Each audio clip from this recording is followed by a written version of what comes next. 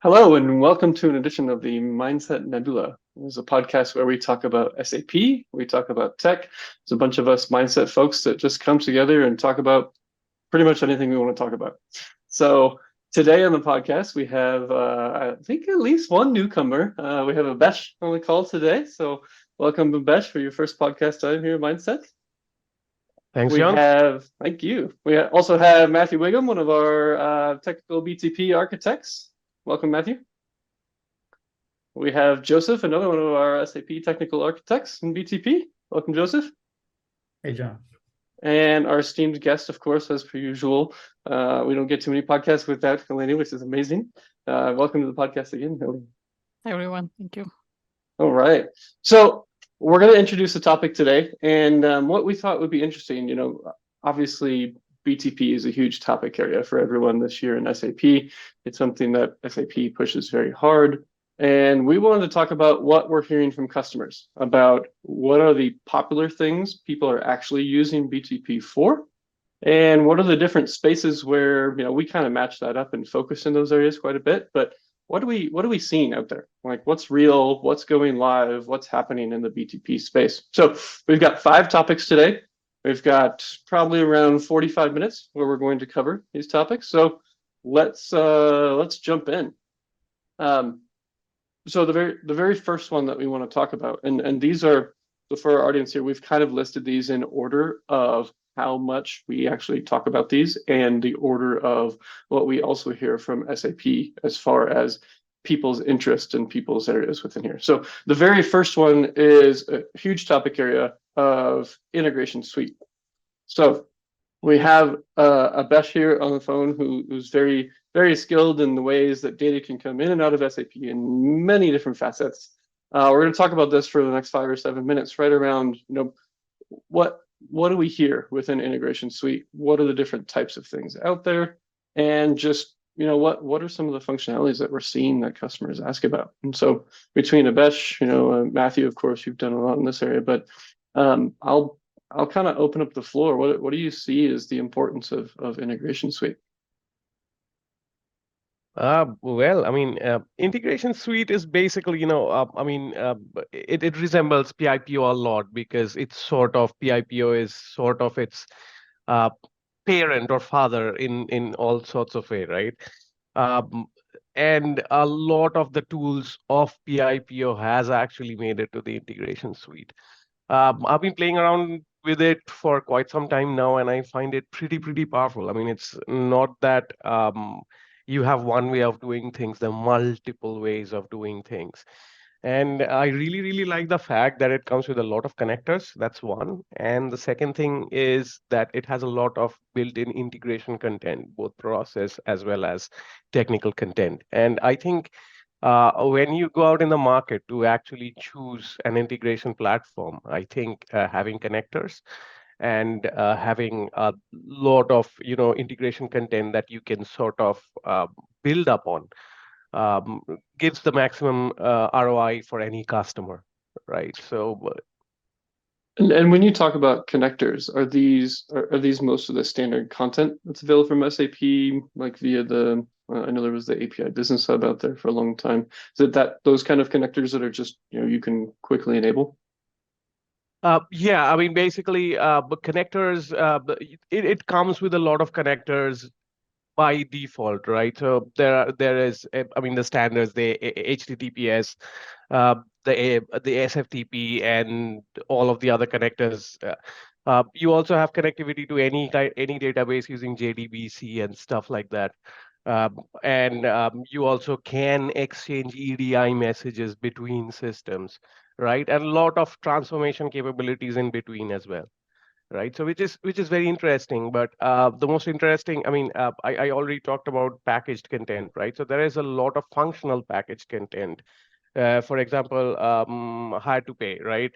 Um, uh, uh, uh, so there are already content there that you can directly integrate success factors with SAP and basically make that transition there in that Yeah. case.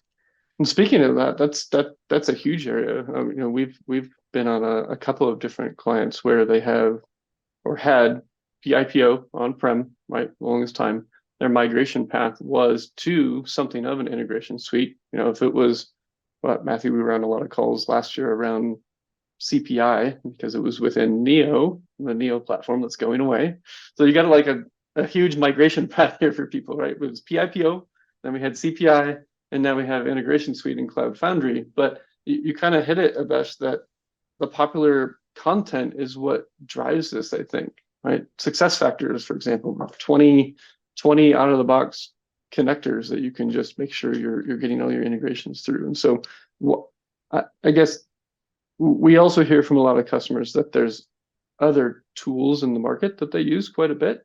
But what are some of those popular tools that you see as well that kind of, I don't know if they compete so much with integration suite directly or other ways that people are using to get data back and forth? Well, they do. I mean, MuleSoft is one that comes up pretty much every time. Dell Boomi is another one, right? So these are the two major.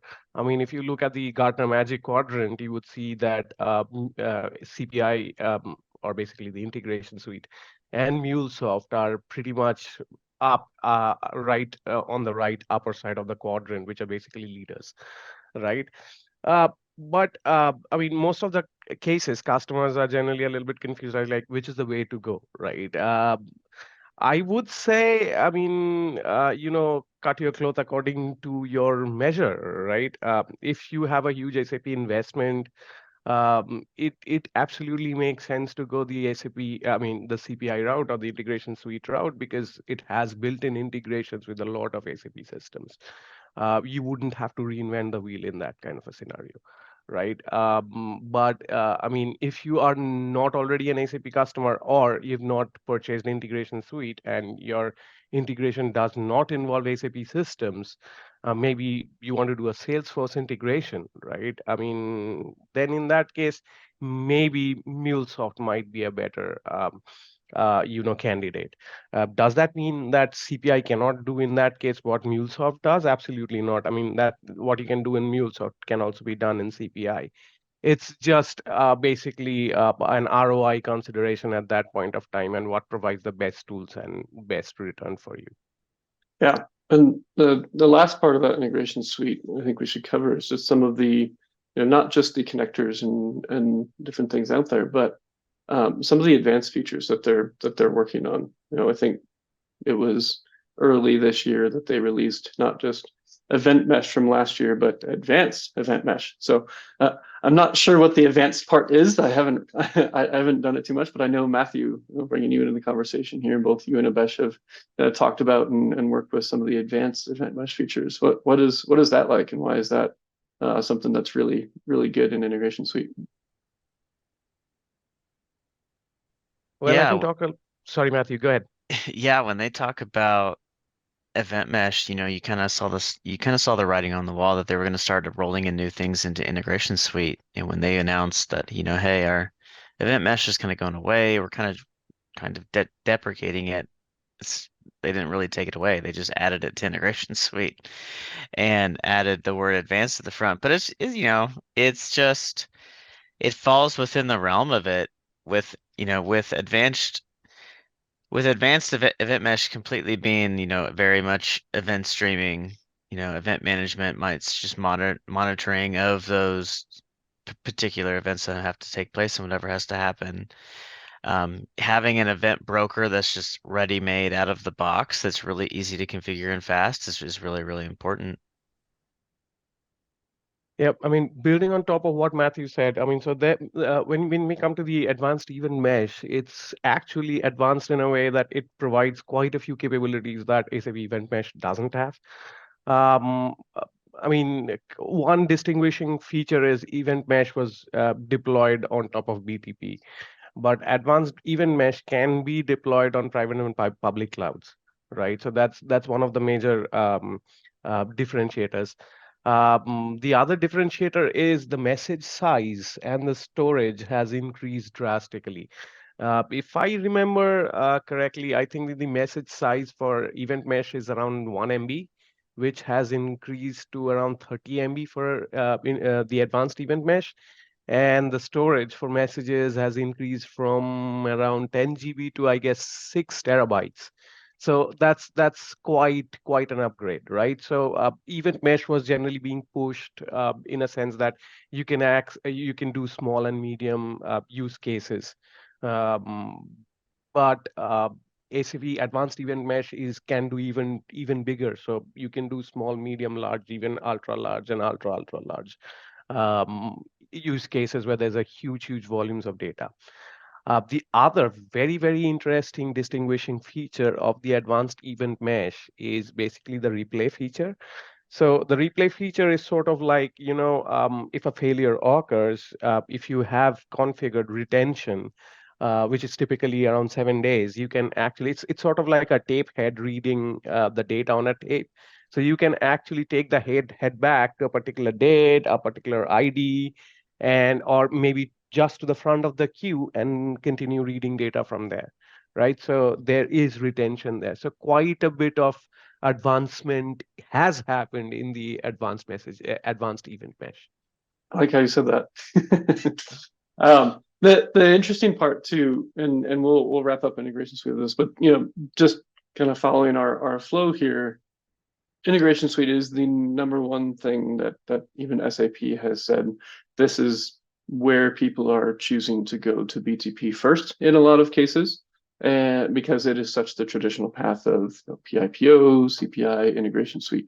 If you're a major SAP house company, you're probably looking at it at some point within your roadmap. Doesn't mean some of these things don't exist in other markets or other areas, but again, with the standard content, the connectors, your traditional roadmap, it's making a lot of sense. So thanks, Abesh, for a lot of the integration suite details there. Let's move on to number two. I feel like there should be drum rolls or something for the top 5 list here. But Datasphere. Perfect. So Datasphere is number 2 on the list. Which is interesting to me because it's probably also the newest one on the list of all the BTP things we're going to talk about today. And so somebody from SAP actually explained Datasphere to me in a really good way, and I'm going to try to not butcher what they said, but it was Datasphere is a way of getting data out of SAP in a great format to use for reporting, to go and use in whatever visualization tool you want. So I know, Matthew, you've been doing a lot and studying up on Datasphere and seeing its capabilities and kind of what it can do between Datasphere and SAP Analytics Cloud or other areas. Yeah, invite you to kind of jump in and talk a little bit about it. Yeah, that was very well said. Datasphere is not a UI layer of data and analytics. That needs to be really clear. People get confused. They confuse it. They're like, well, I'll just use Datasphere instead of using, you know, SAP Analytics Cloud or Power BI or what have you. Now, SAP would want you to buy a subscription to SAP Analytics Cloud. They'd want you to spend more money. But with the emergence of Datasphere, one of the goals, and we know this, and with us talking to Microsoft a couple times, we know this. They had the goal of making sure that their data was going to be able to be used with as many UI layer companies as possible. Power BI is one of the more popular ones. I see that in a lot of customers. It works really well with Datasphere. You also have of course you have SAP Analytics Cloud, which will work absolutely with Datasphere, but you don't have to ask people to leave, their existing contracts or their existing companies if they don't want to. If they're happy, if their users are happy with building their own reports and using a specific technology, you don't have to ask them to leave. You're just changing the way that you're extending your existing on-premise data by basically saying, well, we can move this into a cloud source so we can define new data models, faster data models. We can actually bring in some AI and actually garner some broader insights. It's really important when you're able to if you think about an organization that doesn't have a solid data structure, or they kind of work, you hear the classics. I know, Helena, you've seen this before, where they work data out of Excel, or they work data out Yeah. of, sheets of, I worked for a client and I asked them, where's your data source? And they said, well, someone sits in a room and they write lines in a workbook, physically write lines, and that's where our data is, and they just copy that into Excel. So it's like you DataSphere is perfect for those organizations because it comes with everything that you need out of the box. You don't have to install any hardware. You don't have to set anything up in a way to say, well, I'll buy DataSphere, but I gotta buy all these hosting services. I gotta go buy all these things. No, DataSphere comes with all that, and also standardizes your data. It gives you true business data that you can leverage into a UI layer. So is this true that I almost kind of think of DataSphere as I started out my SAP career in a very early version of BW. Is it like a BW in the cloud where you can handle transformations on data there, you can normalize things, and then send it across to that visualization platform? Yeah, the pretty much exactly what they said when they first released this latest version of DataSphere is, on one hand, they have SAP BW for HANA, and that's not really going away. That's staying with BW for HANA. And then there's DataSphere, and they're holding them both up and saying, we have our on-premise version and we have our cloud version, and they're wanting them to be the same. Now, will they be the same? No. DataSphere is going to continue to advance. They're rolling in more SAP Data Intelligence cloud services into it as well. They're adding features to it every day. I see BW for HANA is going to get to a point where they stop adding features into it. They just support it in a maintenance cycle, of course. But they're telling customers, if you have BW for HANA and you're happy with BW for HANA and you're not moving to the cloud, don't move to DataSphere. It's not, right now it's not needed, but if you're moving into a DataSphere structure, you have to think of it as moving to the cloud. You're no longer on-prem. So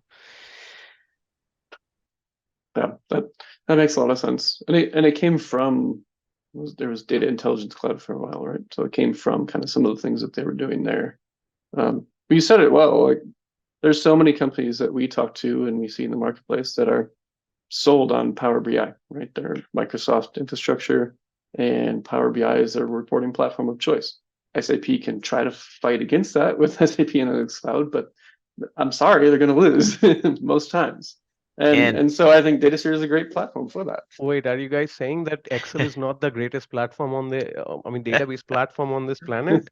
yeah, and the important thing too is that SAP's being somewhat smart by also reaching out to Microsoft and saying, hey, Microsoft, you have Microsoft Fabric. Tell us about it. How can we work together to make DataSphere and Fabric better for each other?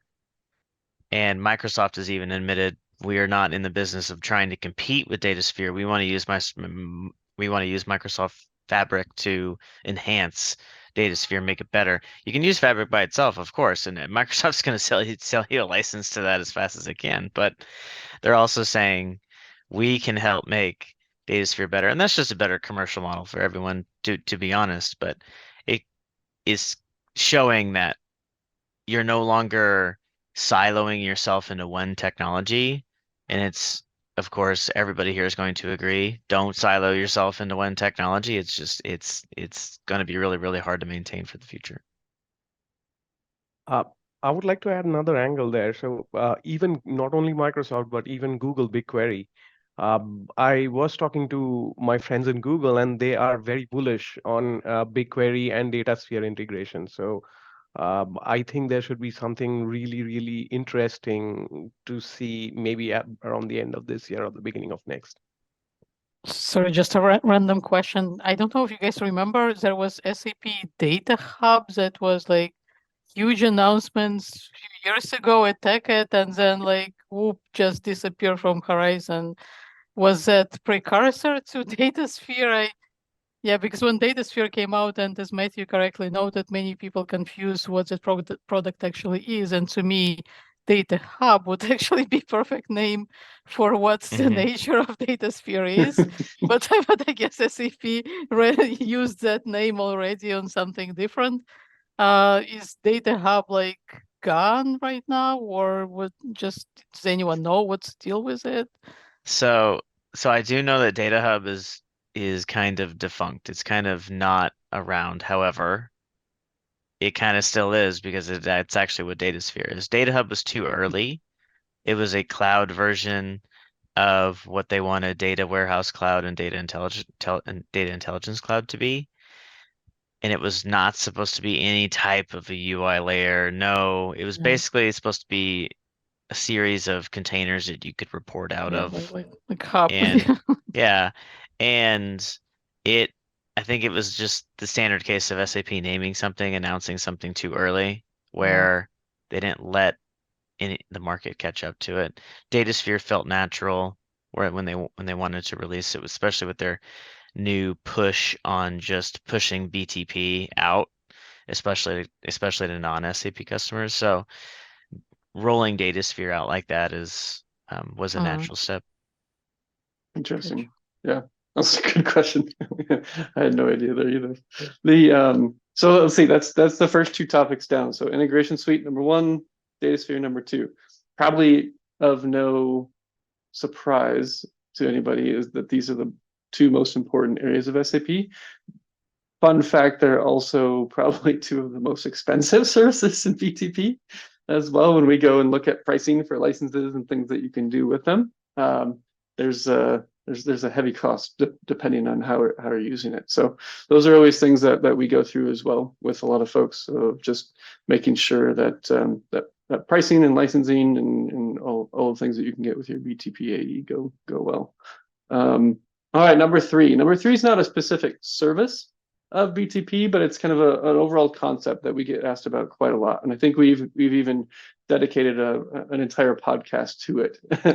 But what we wanted to talk about was clean core. So this is everybody's to jump in on it, and maybe I know that Helene and I really really go back and forth on what is this? What do people mean by clean core? Where is this? Do you just not do anything at all in the back end anymore, or where do you want to put things? So I'll kind of let you lead this topic a little bit, and we can all jump in. John, you just turned in this podcast into a 6-hour podcast. Yeah, how much time do you have? I think by now there has already crystallized, I think, more clear vision of what SAP might have meant by clean core. And I want to start by saying it's not really a new concept. I really don't know why it came by surprise to so many people. It was never a good idea to make modifications to SAP standard code, which I think what many people think about. Does it mean like make no modifications? Yeah, you shouldn't be making modifications like 20 years ago. You never should have done that in the first place. So that's just the first thing there. Also, clean core, I think, more pertains to the cloud kind of side of things and this is where I believe customers that are running on premises are slightly confused as to what are specific actions that they can take, because clean core is obviously big, everyone is talking about it. And there are many articles that try to explain to you what clear core is or isn't, but then I don't see any of them basically telling you, hey, now that you understand what clean core is, here is what you can do. And to be honest, in many cases, this is because if you continue running on premise, there isn't really much that you can practically do right now. I mean, you can, but question why you should do it right now, right away. That's a question that every organization, I think, will need to be asking themselves. So clean core, it just means when you need to make changes like in process or whatever that are specific to your organization, you just do them in the proper ways, using proper techniques for enhancements, for extension, whatever SAP calls it. And that's basically it. Just keep whatever SAP standard does to do its own thing so that SAP can maintain it. Don't muddy the waters there with your explicit enhancement points, but I think all of it will just go away naturally in cloud world anyway. I mean, MV45 AFZZ, and if you know right away what I'm talking about, I'm sure 90% of developers do. It's just not going to be feasible in the cloud. But then again, I think SAP has not made it clear to the customers, if you are doing this right now, what exactly is your alternative? And I hope there is more information coming on it, maybe at TechEd, who knows? Yeah, and I always attempted to talk about it along with a multimodal cloud-based approach of things, right? It's not like just like you said, there's extension points that have been in backend system ABAP code for 20 years, right? That's where people modify standard things. There are very clear extension points. This is where I modify something if I want to. None of that goes away. And I think that's what people are not hitting on. They just want to talk about clean core and cloud and everything's amazing in the cloud. Don't do anything anymore somewhere else. And that's I guess a strategy, but you're not going to get what you want that way. I don't know. That mindset, we always talk about it, in okay, if you're looking at cloud, this is the way forward. BTP is a platform for the future for these things. You can host apps here, you can develop customizations here, you can really get into that design thinking experience here and change a process if it's necessary. But yeah, I think people aren't bringing the whole picture together to say none of these things are going away, or you shouldn't do all these things that you did as long as you're doing it correctly. It's just there are more tools and more possibilities as you move forward in your roadmap. I think that's a correct assessment. And yeah, it's not like SAP is taken away from your abilities to put your own twist on huge ERP system. I've heard even wild ideas like, wow, there will be no more SPRO. I mean, that's ridiculous. I mean, that's just a bare bone of SAP. But that's where I think SAP adds confusion when they come up with these grand statements, but then just don't explain to anyone what they actually mean. So yeah. So I definitely hope, especially for TechEd, to hear more specifics. What does it mean in practical terms, and what does it mean for customers that are on premise right now that might have no plans in the near future to go to the cloud because they have till what, like 2040 or so. That's still a long way to go. And sometimes there maybe are no actions really to be taken right now. It's just something to keep in mind and build your long-term strategy around. Absolutely. So hey, look, Abesh, we took 6 hours down to 5 minutes. That's not bad. Not bad at all. It's interesting, so clean core probably it's number 3 on our list because there is so much confusion and so many things to talk about there, right? There's so many tools that support that, which probably brings us to number 4. Number 4 on the list is the build tool sets. And so specifically what we're talking about in number 4 here is people asking about the build apps tool set and the build process automation tool set.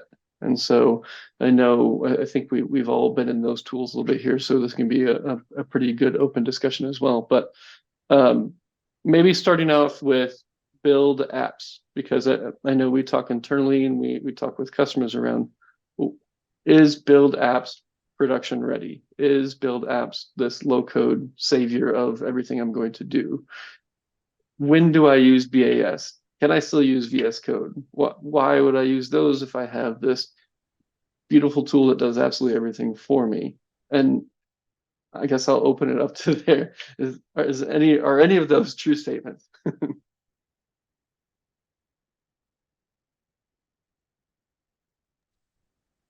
Yes and no. So a few things, build process automation and build apps. The SAP's decision to move forward with those two products If you don't know, Build Apps used to be AppGyver, and Build Process Automation used to be Intelligence Robotic Process Automation. Well, AppGyver was purchased by SAP, and of course, SAP had to kind of make it their own. So they came up with Build Apps, and Build Process Automation was created because Intelligence Robotic Process Automation was incredibly hard to use. It was not user friendly.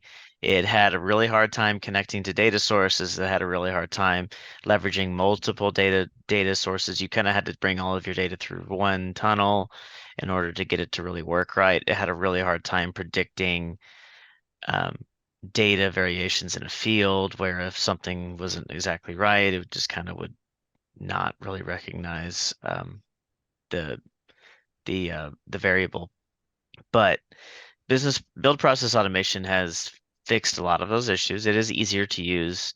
It's got the same UI as Build Apps does. So the user's presented with all of their projects, so all of their build projects. They'll see their apps, their automations, everything that they've made, all in the same UI. And so that's a better entry point, one. But two, it's a lot more of a low code, no code way to make an automation. And it's more of a drag and drop. It's more of a, hey, what does this field do? And when, like, what do you want to happen with this field? What do you want? What if this thing changes? What do you want to happen there? What's your decision? Like, how do you want to handle this if X and Y happens? It's a lot it's a lot simpler to put together. And Build Apps is a similar experience. It's if you remember, they used to have a low code, no code platform on Web IDE that I forget what they called it, but you could basically build your own views by dragging and dropping and bringing in data, and it would do all the binding for you automatically. And it would work half the time. Like if you gave it a standard SAP data source, it would work pretty well. If you gave it any type of custom data source, any type of CDS even, it would not really work very well. But it was kind of the beginning. And when AppGyver came out and SAP really liked it, so SAP bought it, it kind of followed that path, and it works pretty well. Like, and you can build some interesting things with build apps, get them deployed, get them to your phone, get them to your build work zone, for your customers' use or your employees' use. So I see some interesting things coming out of build apps, especially if you want to roll in some AI, but there's I think it's an exciting place. I really do. And of course, there's competitors out there. There's other people that do it too. There's other low code, no code platforms as well. So those platforms are only going to get better just because of competition. Were you talking about the original SAP build tool? I don't know. We Yeah, I used to think use that so. like 5 or 6 years Yeah. ago. We That's for used it for building. prototypes. Well, it's Yeah. build.me, yeah, would do it, but there was also something inside Web IDE too. You could kind of manually build your views that way Oh yeah. too, as Yeah.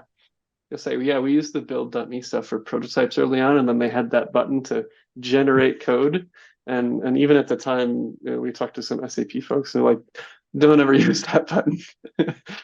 You can use it for a prototype to see what it's going to look like as it transfers over to Web IDE, but even all of like the text fields and naming these, like it just generates like a big Yeah, GUID. So you're never yeah. going to find how to change code ever again.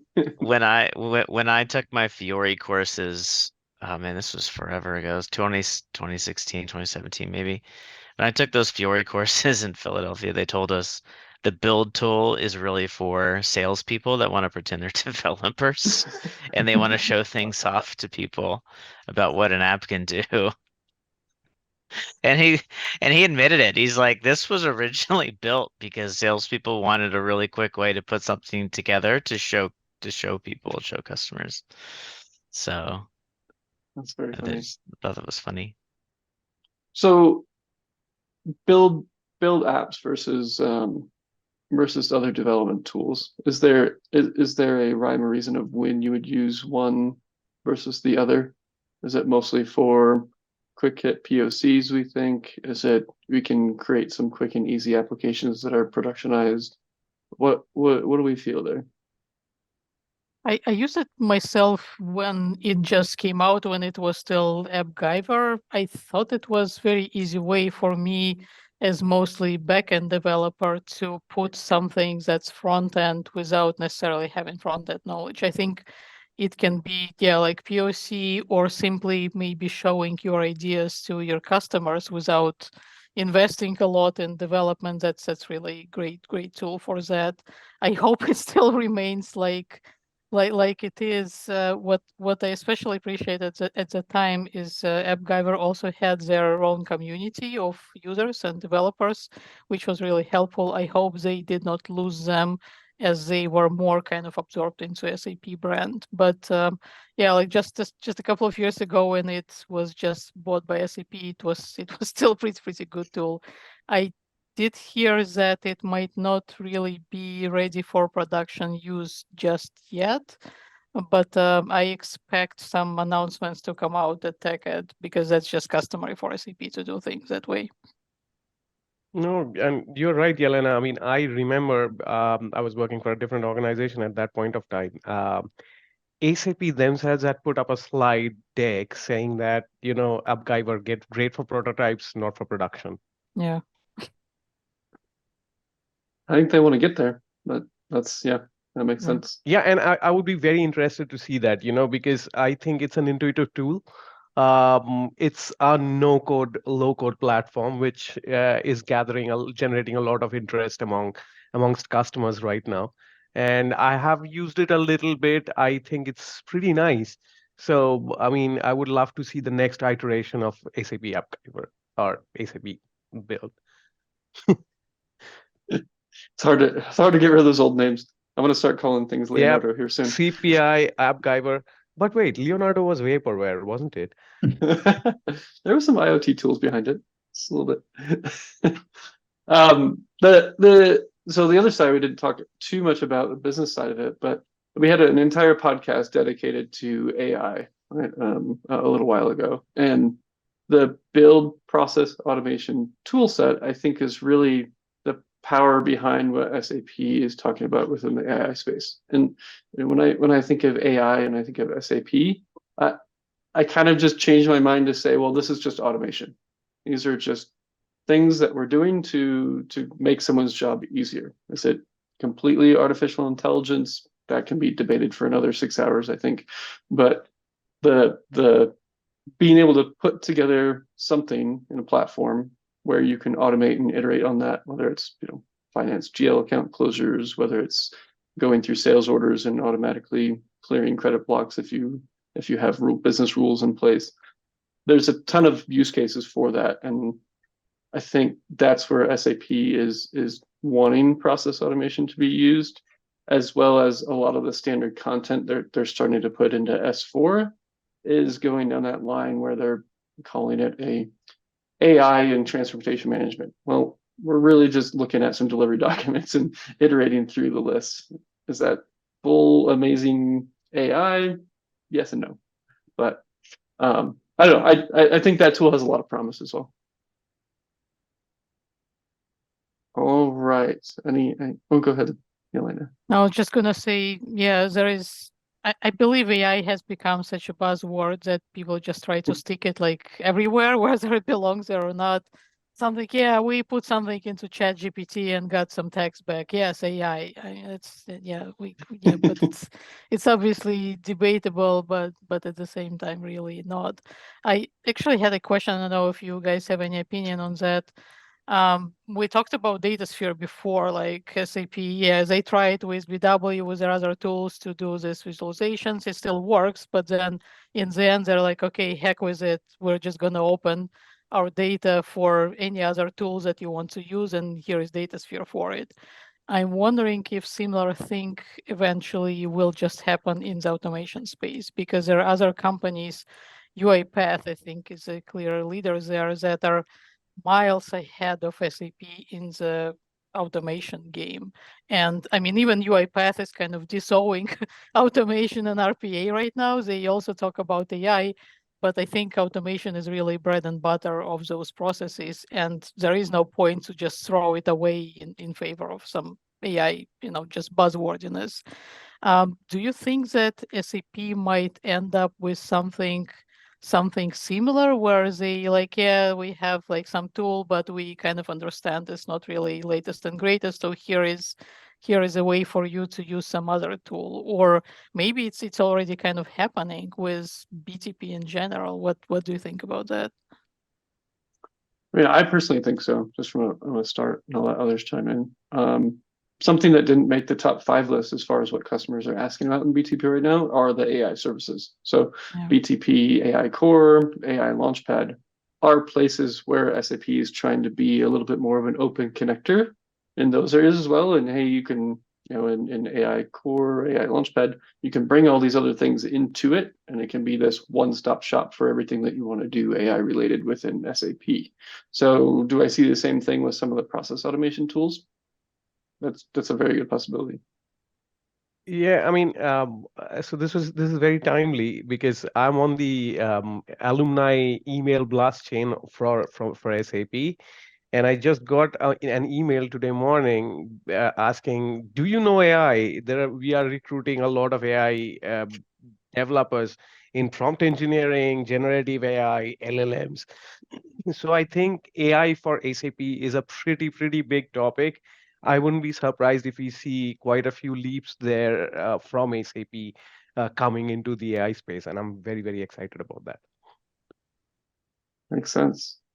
All right, let's get to our last topic. Last but not least, Joseph, you've been really quiet this whole time. This is my foreshadowing for number 5, which is work zone. Joseph is our work zone expert here, and the first question that Yelena also asked me pretty, let's see, maybe it was just yesterday. She was like, "Wait, standard, advanced. Somebody told me there's an advanced version of BTP overall. There's a standard edition of BTP. What do we mean?" Like, wait.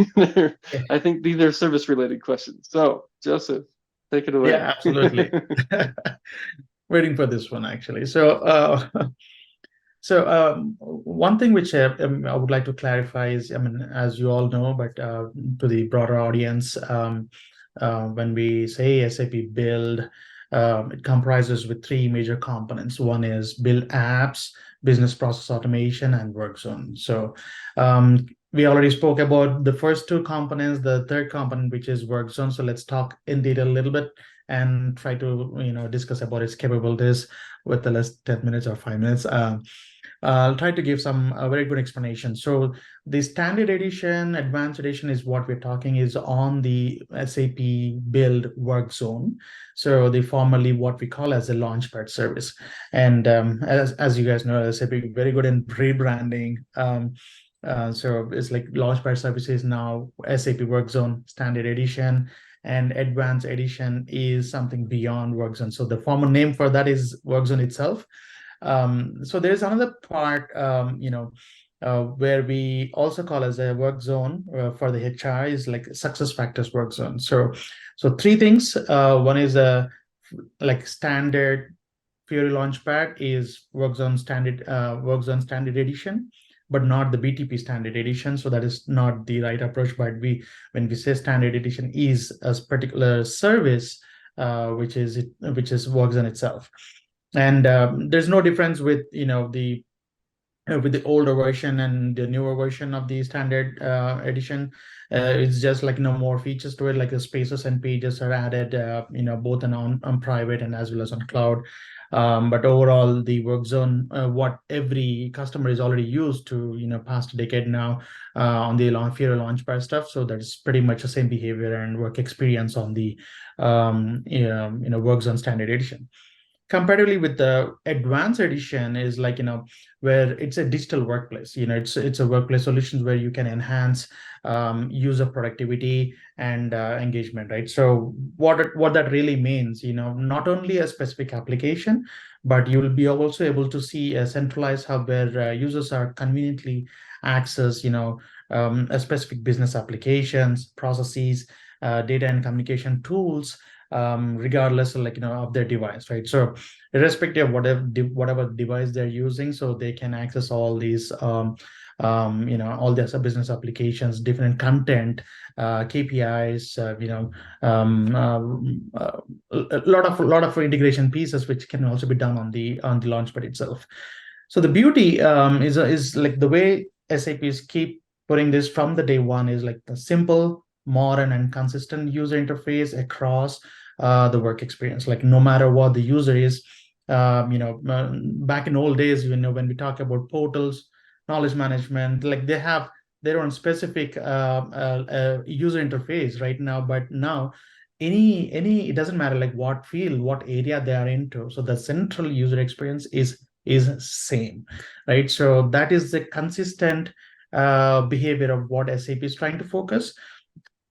And the way SAP really works on is like how we can centralize, like end user should not be confused. Hey, this is Fiori. Okay, this is something else. This is SuccessFactors page. This is SAP mobile platform. This is something else, right? So no, so SAP now they want to, okay, let's have a central user experience, similar layout across all their solutions, and they want to have this a special version of what we call as SAP Build Work Zone Advanced Edition. And as I said, the other version is like specifically designed for HR departments, that is the SuccessFactors. So we need to focus on what are the three things, standard versus advanced versus and what is there for the HR as well, right? So the key difference which I would like to really talk about is most of the people were asking like what is the difference, like what is the standard versus advanced edition. The first very important thing is it empowers the business users to create and manage their own content on the advanced edition. So whereas in the standard, like it doesn't gives you that privilege, you have like what you see is what you get kind of specific roles. The admin is assigned a specific roles, and the roles that the tiles will be able to see in the standard. Whereas in the advanced edition, you can manage your own content, and you can play around with a lot of predefined widgets, which comes with the advanced edition as well. And the deploy UI5 cards on top of it. And the business data, unstructured content can be placed by side with images, videos, audios, and stuff like that. So which is not possible in the standard. So it's pretty much like a business side portal, no matter what. If you're a vendor, you have a specific vendor portal. If you're a procurement, you have a specific procurement portal. Employee, ESS, and manager and self-services. So you can enhance the user experience with based on your roles and designations part.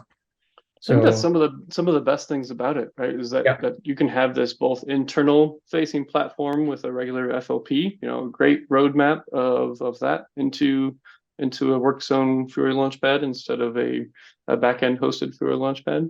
But then also you have this great almost intranet or customer facing portal site that doesn't have to look like this tile-based infrastructure of Fiori, for an external customer that's not used to those things. And now we know why they deprecated the portal service. Yeah, I was just referring this morning, now 97 services from the Discovery Center. Now it was like 91. So I said 92 yesterday. Dang it. The number's going to keep changing. But, no. Yeah. Well, I think really good. Yeah, no, I mean, there's a ton of things that all of these tools can do, right? We only went through the top 5 today out of, I guess 91, we can say now. These are the top 5 that we hear about all the time. And so that's what we wanted to cover today. Obviously, if you have any questions, please reach out to us. We can always do a podcast on any one of these for at least 6 hours. So please reach out and let us know in some comments. We've got a bunch of other Mindset events coming up. We have an in-person BTP day in Minneapolis on September 21st. There's actually an EWM roundtable, I think, that's happening as we record this. There's multitude of events out there on mindsetconsulting.com. So I think with that, Yelena, very much appreciate you joining today. Abesh, your first podcast, thank you so much. Matthew, Joseph, really appreciate the conversation today. So I think that bids us adieu for the Mindset Nebula. Thank you, everyone. Take care. Thank you all. Bye. Thank you, guys. Bye-bye. Thank you much.